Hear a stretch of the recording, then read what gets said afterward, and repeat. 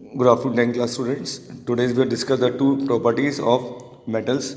First is reaction with acid, other is reaction with salts. तो उससे पहले की दो प्रॉपर्टीज रिएक्शन में ऑलरेडी इस वीडियो पे सेंड कर चुका हूँ बेटा. और नेक्स्ट टू प्रॉपर्टीज हैं आपकी मेटल्स के रिएक्शन की. So reaction with acids, as you already know कि जब भी कोई मेटल डाइल्यूट एसिड से रिएक्ट करेगा तो बेटा वो salt plus hydrogen gas form करता है. क्या फॉर्म करता है बेटा? Salt plus hydrogen gas. लेकिन इसमें कंडीशन ये है बेटा, हम जो एसिड लेते हैं वो डाइल्यूट एसिड लिया जाता है, because dilute acid act as a reducing agent. और रिड्यूसिंग एजेंट का मतलब दूसरे को रिड्यूस करता है, खुद क्या होता है? ऑक्सीडाइज. तो रिएक्शन के लिए हम जो एसिड चूज़ करते हैं वो H2SO4 लेते हैं, HC ले सकते हैं, HNO3 ले सकते हैं. लेकिन ये तो ऐसे एसिड हैं जब वो मेटल से रिएक्ट करेंगे बेटा तो salt plus hydrogen gas form करते हैं. लेकिन exception property nitric acid show करता है. Whenever we take nitric acid and it react with the metal it form salt, but in place of hydrogen it form water and oxides of nitrogen. And these oxides of nitrogen can be NO, N2O or NO2. NO is nitric oxide, N2O is nitrous oxide, which is commonly known as laughing gas. NO2 is nitrogen dioxide. So what is the logic behind why it form water and oxides of nitrogen? Why these two acids are not formed?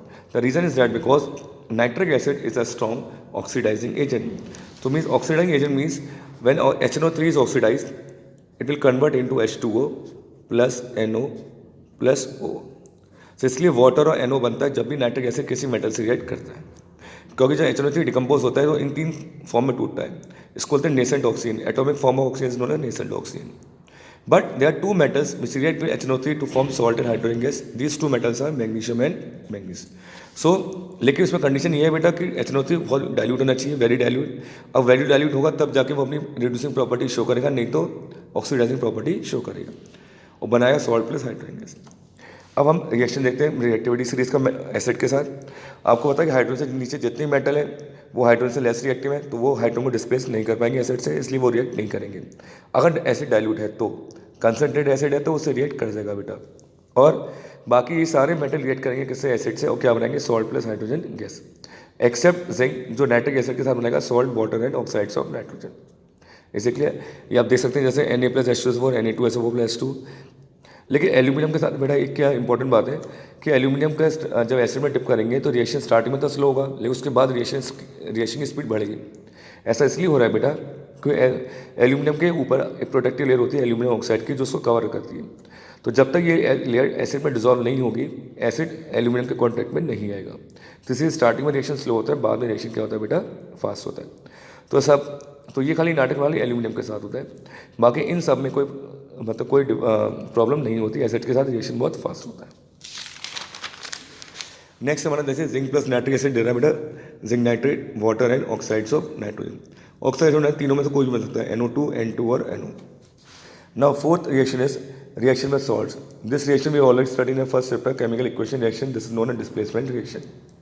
Displacement means when more active element displaces less reactive element to form a new element and new compound. So this reaction takes place between element and compound to form new element and new compound. जिसमें मैंने formula A plus B C give AC plus B. और बेटा ये reaction की सबसे अच्छी बात ये है कि ये रिएक्शन हमें तभी पता लगेगा जब रिएक्शन का कलर चेंज होगा. अगर रिएक्शन का कलर चेंज हो रहा है समझ लो डिस्प्लेसमेंट रिएक्शन हो रहा है, और रिएक्शन का कलर अगर चेंज नहीं हो रहा है इसका मतलब डिस्प्लेसमेंट रिएक्शन नहीं हो रहा है. तो जैसे जिंक प्लस कॉपर सल्फेट, तो देखिए जिंक एक मेटल है और सल्फेट में कॉपर एक मेटल है. आपको पता है रिएक्टिविटी में जिंक कॉपर से ऊपर आता है तो इसकी प्लेस ले लेगा, तो जिंक कॉपर को डिस्प्लेस कर सकता है, इसका मतलब रिएक्शन पॉसिबल है. तो जिंक सल्फेट प्लस कॉपर बनाएगा. जिंक होता है ग्रेश वाइट कलर का, copper sulphate blue. Zinc sulphate का सोल्यूशन कलरलेस, कॉपर रेडिश का. अगर सिल्वर प्लस कॉपर नाइट्रेट लेते हैं तो रिएक्शन नहीं होगा, क्योंकि सिल्वर कॉपर से नीचे आता है, इसको डिस्प्लेस नहीं कर पाएगा, तो रिएक्शन पॉसिबल नहीं है.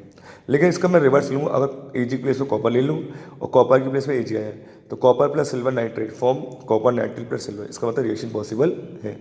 तो ये था बेटा हमारा reaction of metals with salt, reaction of metal with acids. I hope you will like the videos and you will. Please, if you have any doubts, then consult to me at my personal WhatsApp number or any phone call. Thank you, beta.